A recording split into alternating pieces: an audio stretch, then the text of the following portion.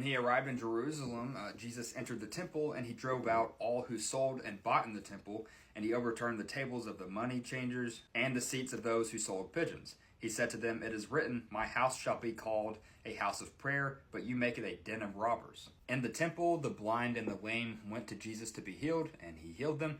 And it says the children were crying out in the temple, "Hosanna to the Son of David." In the morning, Jesus was returning to the city, and he became hungry, and he saw a fig tree which was barren, and he cursed the fig tree, and this caused the fig tree to wither away.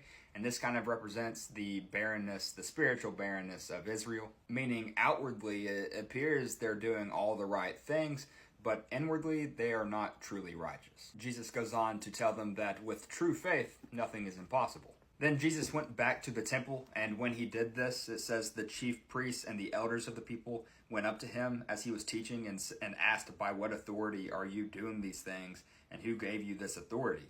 And Jesus answered them, saying, "I will ask you one question, and if you tell me the answer, then I also will tell you by what authority I do these things. The baptism of John, from where did it come, from heaven or from man?" And they discussed it among themselves, and they refused to give him a definite answer. Likewise, Jesus refused to give them a definite answer of who gave him this authority. Then Jesus tells the parable of the two sons. It says that there was a man that had two sons, and he went to the first and said, "Son, go work in the vineyard today."